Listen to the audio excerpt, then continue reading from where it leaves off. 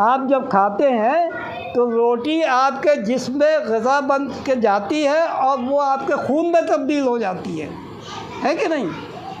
اسی طرح سے علم جو ہے، جب آپ علم حاصل کرتے ہیں تو یہ علم جو ہے قوت میں تبدیل ہو جاتی ہے، روح کے یہ نفس میں تبدیل ہو جاتی ہے، آپ کا نفسی علم والا ہو جاتا ہے، پاک و پاکیزہ ہو جاتا ہے۔ نعرہ صلوات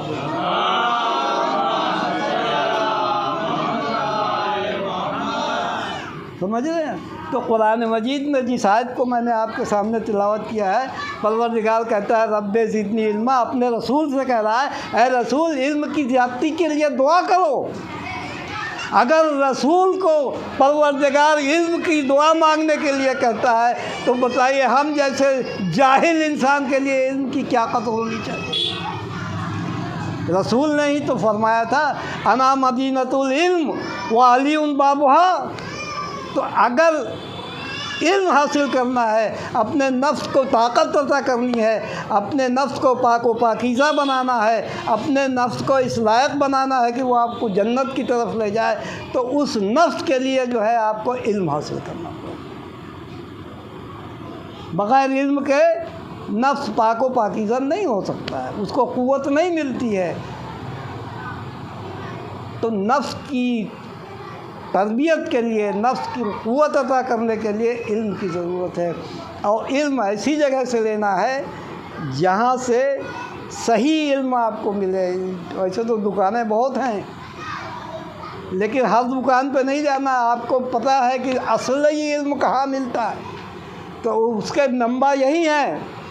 ایک ہے قرآن جہاں سے آپ کو علم حاصل ہوگا، دوسرا ہے قرآن ناطق، ان سے علم حاصل ہوگا۔ اور اسی لیے رسول نے فرمایا کہ انا مدینۃ العلم، میں شہر علم ہوں، آؤ میرے در پہ، جتنا علم لینا ہے اس شہر میں سے حاصل کرو، اور اس شہر میں داخل ہونے کے لیے تمہیں علی کے دروازے پہ آنا پڑے گا۔ تو جب تک علی کے دروازے پہ سجدہ نہیں کرو گے، سر کو نہیں جھکاؤ گے، اس وقت علم حاصل نہیں کر سکتے ہو۔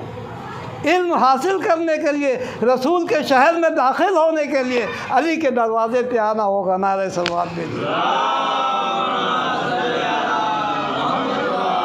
اب ہمارے نوجوان اور بچے علم سے کتنا بھاگتے ہیں، ہمیں تو علم، ہم تو کہتے ہیں ارے اب عمر تو بڑھاپا آ گیا، اب علم حاصل کر کے کیا کریں گے؟ ارے بڑھاپے میں تو اور زیادہ ضرورت ہے علم کی۔ اللہ تعالیٰ تو کسی وقت بھی گناہ معاف کر سکتا ہے، تو ابھی تو سویرا ہے کہ علم حاصل کرو اور توبہ کرو تاکہ تمہارے گناہ بخش دیا جائے، تاکہ تم کامیاب ہو کر کے اس دنیا سے جاؤ۔ اگر جوانی گزر گئی، اگر بچپنا گزر گیا اور ہم علم حاصل نہیں کر سکے، ہم نہیں جان سکے کہ کیا شے ہے علم، تو اب تو کم سے کم بڑھاپے میں یہ خیال آ جائے۔ بڑھاپے میں دنیا کا کام لوگ کر لیتے ہیں، لیکن اگر پڑھنے کے لیے کہیے تو کہیں گے ارے اب بڑھاپا آ گیا، اب کیا پڑھیں؟ شادی کرنا ہو تو بڑھاپے میں شادی بھی کر لیتے ہیں لوگ، ہیں دنیا کا کام کر لیتے ہیں۔ بڑھاپا ہو گیا، مکان بنائے چلے جا رہے ہیں، دنیا کی ہر نعمت کو ڈھونڈ اکٹھی کیے چلے جا رہے ہیں۔ بھیا علم بھی کچھ حاصل کر لو۔ ارے اب کیا علم حاصل کریں گے، بڑھاپا آ گیا، آنکھ سے دکھائی نہیں پڑتا، فلاں ہو گیا۔ یہ ہماری حیثیت ہے، یہ ہماری حیثیت ہے۔ ہم ان کو ماننے والے ہیں کہ جو ممبر پہ بیٹھ کے یہ کہتا تھا کہ سلونی سلونی ان تفقدونی، اس سے پہلے کہ میں تمہارے درمیان سے اٹھ جاؤں، جو پوچھنا ہو پوچھ لو۔ قیامت تک کسی انسان نے یہ دعویٰ نہیں کیا کہ جو پوچھنا ہو پوچھ لو۔ اس علی کے ماننے والے ہو، اور اس کے بعد ہم اپنے آپ کو علم سے دور رکھیں۔ ہمیں جستجو ہی نہیں ہے بھائی، جستجو ہی نہیں ہے۔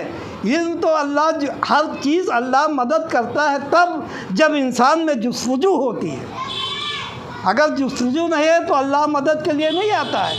آپ نے کوشش کیا، آپ نے پڑھنے کی کوشش کی، کتاب خریدا، کسی عالم دین کے پاس، کسی جاننے والے کے پاس آپ زانو ادب آپ نے تہ کیا، اس کے پاس گئے، اس کی خوشامد کی، درآمد کی، اس نے اگر آپ کو پڑھانا شروع کر دیا تو اب اللہ آپ کی مدد کرے گا۔ اب آپ گھر میں بیٹھے رہو، اب بڈھے ہو گئے، اب تو کیا پڑھیں گے، اب بچپنا نکل گیا، اب جوانی میں داخل ہو چکے ہیں، اب تو ادھیڑ عمر ہو گئی، اب کیا علم کریں گے؟ تو حدیث تو رسول کی یہ کہتی ہے کہ مہد سے لحد تک تمہیں علم حاصل کرنا چاہیے، یعنی اگر تم بستر مرگ پہ ہو اور کوئی تمہیں علم مل سکتا ہے اور کوئی تمہیں کچھ سکھا سکتا ہے تو اس لمحے کو بھی ضائع نہ ہونے دو۔ نعرہ تکبیر۔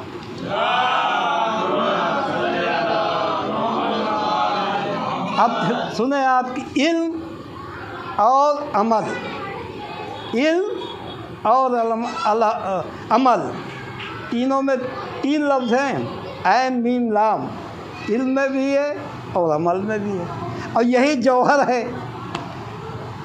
علم ہونے کے بعد اگر عمل نہیں ہوا تو علم نہیں رکتا، چلا جاتا ہے، علم نہیں رکتا، چلا جاتا ہے، لیکن علم کے بعد اگر عمل ہوتا ہے تو علم ٹھہرا رہتا ہے۔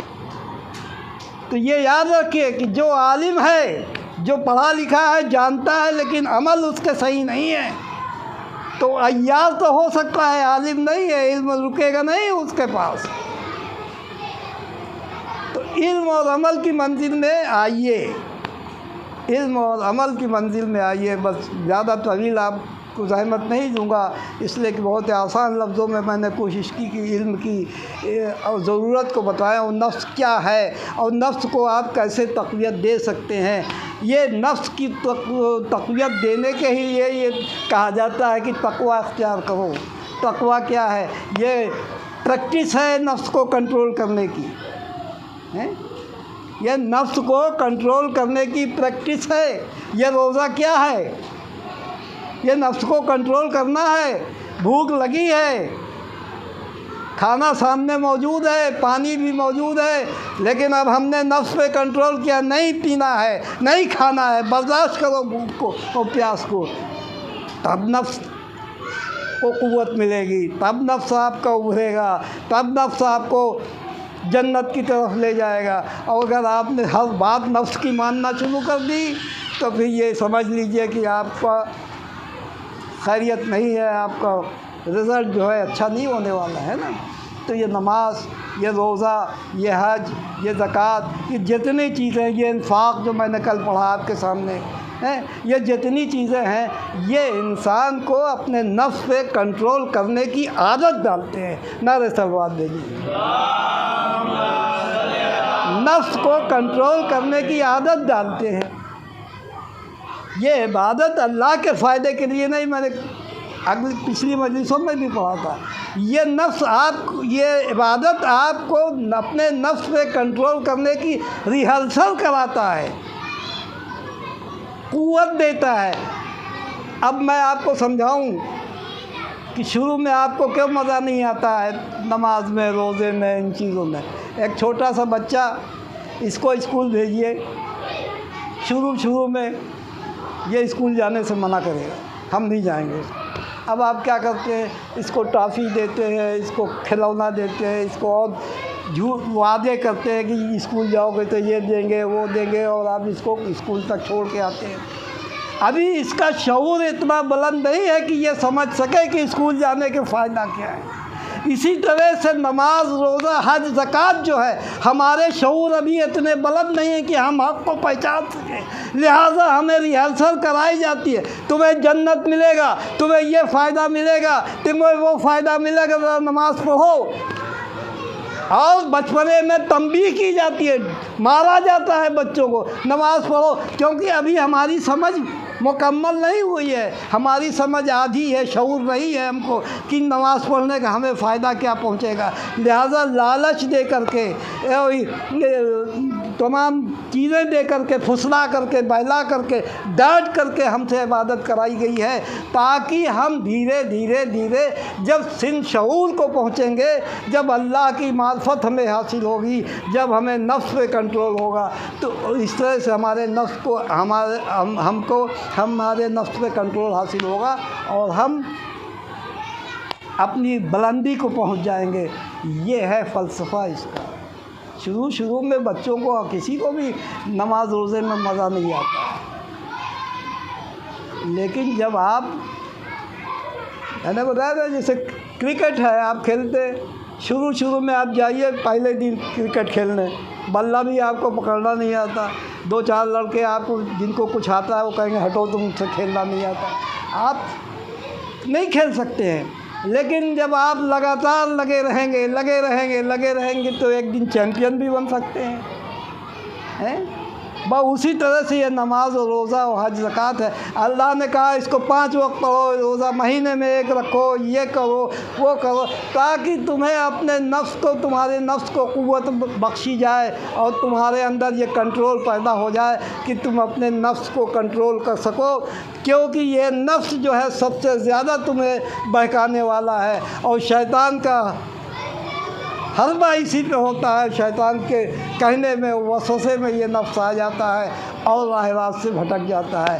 لہذا نفس کی ٹریننگ کے لیے پروردگار نے یہ نماز، روزہ، حج، زکوٰۃ رکھی، ورنہ ہماری آپ کی عادتیں، جیسا کہ مولا کائنات نے ارشاد فرمایا ہے کہ یا تو لالچ میں ہے جنت کے یا دوزخ کے خوف میں ہے۔ اسلام میں ایسی نماز بہت قابل تعریف نہیں ہے، لیکن اس لیے بھی ضروری ہے کہ چلو پہلے خوف سے ہی نماز پڑھو، پہلے لالچ سے ہی نماز پڑھو۔ جب خوف اور لالچ سے نماز پڑھتے وہ شعور پیدا ہو جائے گا تمہیں، تو تم پھر نماز صرف اللہ کے لیے پڑھنے لگ جاؤ گے۔ تو یہ پریکٹس کرائی جا رہی ہے ہم کو۔ ہمیں معلوم ہے کہ ہماری نماز اس قابل نہیں ہے، لیکن اگر ہم اس نماز کی پریکٹس بھی نہ کریں تو پھر ہم فائنل اسٹیج پہ کیسے پہنچیں گے؟ اگر کرکٹ کے میدان میں آپ جائیں گے ہی نہیں، بلہ ہاتھ میں لیں گے ہی نہیں، تو آپ کیا کرکٹر بن سکتے ہیں؟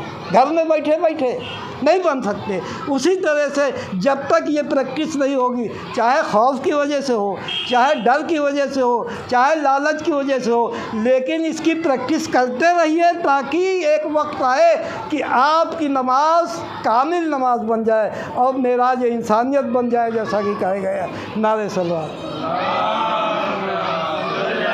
تو ہر چیز کے فلسفے کو سمجھنا پڑے گا۔ جب تک ہم ان فلسفوں کو نہیں سمجھیں گے، اپنے دماغ میں نہیں بٹھائیں گے، تب تک زبانی ٹھیک ہے، سماج کے ڈر سے، گھر والوں کے ڈر سے، ان کے ڈر سے، ان کے ڈر سے کبھی کبھار کر لیں گے، لیکن دل سے عمل نہیں ہوگا جب تک ہمیں واقعی اپنے نفس کو پاک و پاکیزہ نہ کر لیں گے۔ نعرہ صلوات دی۔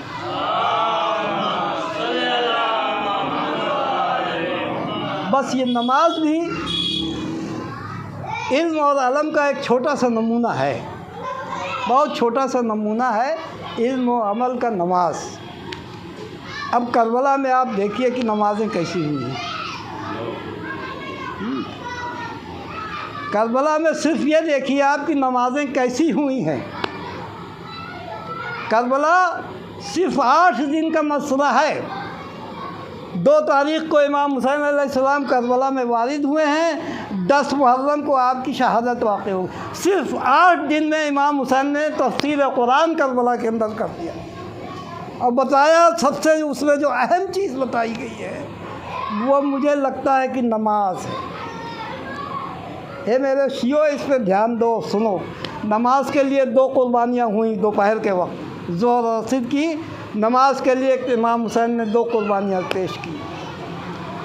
اور اس کے بعد جو نماز آپ نے عصر کے وقت پڑھی ہے، اس سے آپ واقف ہیں کہ حسین نے کیسی آخری نماز پڑھی ہے۔ امام حسین علیہ السلام کے علاوہ خود آپ دیکھیں کہ جناب زینب کی نماز کیسی ہوئی ہے۔ شب عاشور کیا جناب زینب کی نماز قضا ہوئی ہے؟ کیا شب عاشور جناب زینب نے تہجد کی نماز نہیں پڑھی ہے؟ اگر میں کہتا ہوں کہ اگر جناب زینب نے تہجد کی نماز چھوڑا ہوتا تو حسین آخری وقت میں اپنی بہن سے یہ وصیت نہ کرتے کہ اے بہن زینب، مجھے نماز تہجد میں یاد رکھنا۔ ارے حسین کہہ کے جا رہے ہیں کہ مجھے نماز تہجد میں یاد رکھنا، اور زینب سے یہ کیسے ممکن ہو کہ ان کی نماز چھوٹ جائے، تہجد کی نماز چھوٹ جائے اور حسین کی بتائی ہوئی بات کو بھول جائیں۔ اللہ اکبر، یہ جناب زینب کا حال ہے۔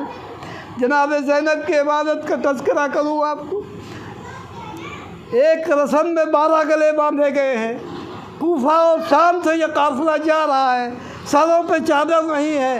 اب بتائیے کہ جناب زینب نے نماز کس طرح سے پڑھی، کیسے ظہر کی نماز ادا ہوئی، کیسے عصر کی نماز ادا ہوئی، کیسے فجر کی نماز ادا ہوئی۔ اور یہی ملتا ہے مجھے تاریخ میں کہ جب جناب سید سجاد نے اپنی پھوپھی سے کہا ہے پھوپھی اماں آپ کو میں دیکھتا ہوں کہ آپ بیٹھ کے نماز پڑھتی ہے، آپ کھڑے ہو کے نماز نہیں پڑھ پاتی ہے، تو جناب زینب نے کیا کہا تھا؟ جناب زینب نے یہ جواب دیا تھا کہ بیٹا میں تمہیں بتانا نہیں چاہتی، لیکن تم نے پوچھ لیا ہے تو اب سنو۔ ارے میں یزید کے ہاں سے جو کھانا پانی آتا ہے وہ اتنا کم آتا ہے کہ میں بھوکی رہ جاتی ہوں، بچوں میں تقسیم کر دیتی ہوں، لہذا اب میرے جسم میں وہ قوت باقی نہیں رہ گئی، وہ قوت باقی نہیں رہ گئی کہ میں کھڑے ہو کر کے نماز پڑھوں۔ جناب زینب کی نماز کا اور جناب سید سجاد کی نماز کا کی کیا حالت ہے کہ سوچئے کہ وہ انسان جس کے پیروں میں بیڑیاں پڑی ہوں، ہاتھوں میں ہتھکڑیاں ہوں، گلے میں توق ہو، خاردار توق ہو، اس کے بعد وہ مظلوم کس طرح سے نماز ادا کرتا ہے، کیسے جناب سید سجاد نے نماز ادا کی ہے۔ اللہ اللہ، جناب سید سجاد کتنی مظلومیت کا یہ امام ہے، اس لیے کہ اس امام نے وہ منظر دیکھا ہے کہ دنیا میں کسی امام نے یہ منظر نہیں دیکھا۔ اس جناب سید سجاد وہ امام ہے آپ کا کہ جس نے کربلا میں اپنے بابا کے گلے کٹے ہوئے گلے کو دیکھا، نوک نیزر پہ دیکھا۔ اللہ اللہ، جناب سید سجاد کی عمر کربلا میں 23 سال کی تھی، بچے نہیں تھے جناب سید سجاد۔ اگر ہم آپ اپنے باپ کی میت کو اٹھانے کے لیے بے چین ہوتے ہیں، دفن کرنے کے لیے بے چین ہوتے ہیں، تو ذرا سید سجاد کے کلیجے سے پوچھئے گا کہ اپنے باپ کی لاشیں کو جب مقتل میں دیکھا ہے اور جب یہ قافلہ 11 ماہ محرم کو مقتل سے لے جایا جا رہا تھا، جناب سید سجاد کا چہرہ پیلا ہو گیا، زرد ہو گیا، دیکھا کہ حالت متغیر ہو رہی ہے، تو جناب زینب نے بڑھ کے کہا اے بیٹا میں کیا دیکھ رہی ہوں، تمہارے جسم سے روح پرواز نہ کر جائے۔ جناب سید سجاد نے جواب دیا اے بوئی اماں کیا کروں، کسی کا کڑیل جوان بیٹا موجود ہو، 23 سال کا بیٹا جوان موجود ہو، باپ کی لاش پہ ایک مٹھی خاک بھی نہیں ڈال سکتا ہوں میں، میری حالت ایسی ہونی چاہیے کہ میری روح پرواز کر جائے۔ جناب زینب نے جواب دیا کہ اے بیٹا گھبراؤ نہیں، یہ کربلا جو ہے تمہارے زائروں کے زواروں سے بھرے گا، اور حسین کی نماز کو ادا کرنے والے تمام یہاں پہ فرشتے اور ملائکہ آئیں گے اور حسین کی قبر پہ نمازیں پڑھیں گے۔ تو یہ حالت تھی آپ کے سید سجاد۔ اب اس کے باوجود بھی اس سے زیادہ آپ کو میں کیا سمجھاؤں، جناب سید سجاد کیسے انسان تھے، کیا آپ کی خصوصیات تھی۔ 100 سے 20-23 حج کیا ہے آپ نے، اور آپ کے پاس ایک اونٹنی تھی، 20 حج آپ نے پیادہ کیا ہے، اور جب وہ آپ کی شہادت واقع ہوئی ہے تو وہ اونٹنی جا کر کے قبر جناب سید سجاد پہ اپنے سر کو پٹک دیا اور وہیں اس کی وفات ہو گئی ہے۔ تو آپ یہ دیکھیں کہ سید سجاد نے، امام باقر علیہ السلام عرض کرتے ہیں، فرماتے ہیں کہ سید سجاد نے 20 حج کیے ہیں اور اسی اونٹنی پہ کیے ہیں، لیکن کبھی ایک تازیانہ بھی اس اونٹنی کو نہیں مارا تھا۔ کتنا صابر امام تھا آپ کا، کتنا صابر امام تھا، لیکن ہائے رے کربلا کے بعد جناب سید سجاد پہ بہت مظالم ڈھائے گئے، بہت مظالم جائے، ساری زندگی قریب 35 سال کی زندگی جناب سید سجاد نے مدینے میں گزاری ہے، اور اس میں جناب سید سجاد کے منہ پہ زبان پہ یہی ہوتا تھا کہ ہائے بابا میرا پیاسا مارا گیا، ہائے پانی نہ دیا، ذبح کر دیا گیا۔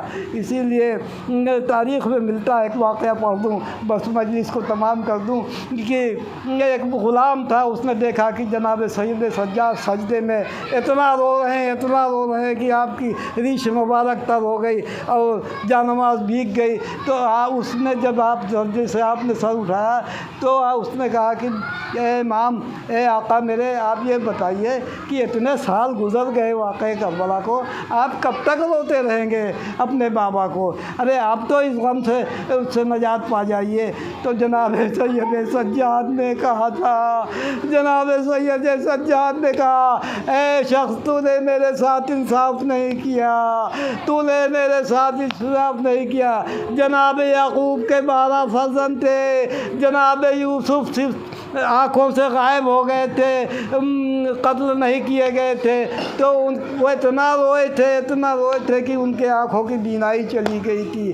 اے شخص یہ بتا کہ جس کا کلیل جوان بھائی ہم آنکھوں کے سامنے قتل کیا گیا ہو، عباس جیسا 32 جوان سال کا بھائی قتل کیا ہوا ہو، 6 ماہ کا میرا ششمہ علی اصغر شہید کیا، میری آنکھوں کے سامنے سارے واقع ہوئے، میں ان سب کو دیکھتا رہا اور سنتا رہا، تو اب مجھ سے کیسے یہ ممکن ہے کہ میں ان کے اوپر گریہ اوزاری نہ کروں؟ اللہ، یہ وہ امام ہے کہ جس نے اپنی زندگی جو ہے تمام خدمت خلق میں گزار دی۔ لوگ یہ کہتے ہیں کہ جب جناب سید سجاد کی وفات ہوئی ہے تو یہ معلوم ہوا کہ 100 گھرانے کی کفالت آپ کیا کرتے تھے، 100 گھرانے کی، اور پیٹھ پہ لاد کر کے کھانا ان کے گھر تک پہنچاتے تھے، اور اپنے چہرے پہ نقاب ڈالے رہتے تھے تاکہ جس کے پاس جائیں اسے شرم و حیا نہ ہو۔ آپ اپنا نام کبھی نہیں بتاتے تھے۔ یہ راز اس وقت کھلا ہے جب جناب سید سجاد کی وفات ہوئی ہے، تو ان لوگوں کو جن کے گھروں میں آپ کھانا پہنچایا کرتے تھے انہیں معلوم ہوا کہ وہ کون شخص تھا جو ہمارے گھروں کو کھانا دیتا تھا۔ بس آخری جملے سن لے، جب جناب سید سجاد کا آخری وقت آیا، آپ بستر علالت میں تھے، جناب محمد باقر علیہ السلام نزدیک تھے، آپ نے اپنے بیٹے سے کہا ہے بیٹا اب مجھے اس چارپائی سے اتار کر کے زمین پہ ڈال دو۔ لوگوں نے کہا مولا آپ کی حالت یہ نہیں ہے کہ اب آپ کو اٹھا کے زمین پہ رکھا جائے، آپ اسی پہ آرام فرمائیں، آپ اسی پہ بہتر ہے آپ کے لیے۔ تو جناب سید سجاد نے کیا فرمایا تھا؟ کہا تھا میں نے اپنے باپ کو کربلا کی گرم ریتی پہ تڑپتے دیکھا ہے، ارے مجھ سے یہ ممکن نہیں ہے کہ میں بستر علالت پہ مروں، مجھے اسی زمین پہ لٹا دے۔ اللہ رحمت اللہ علی قوم الظالمین۔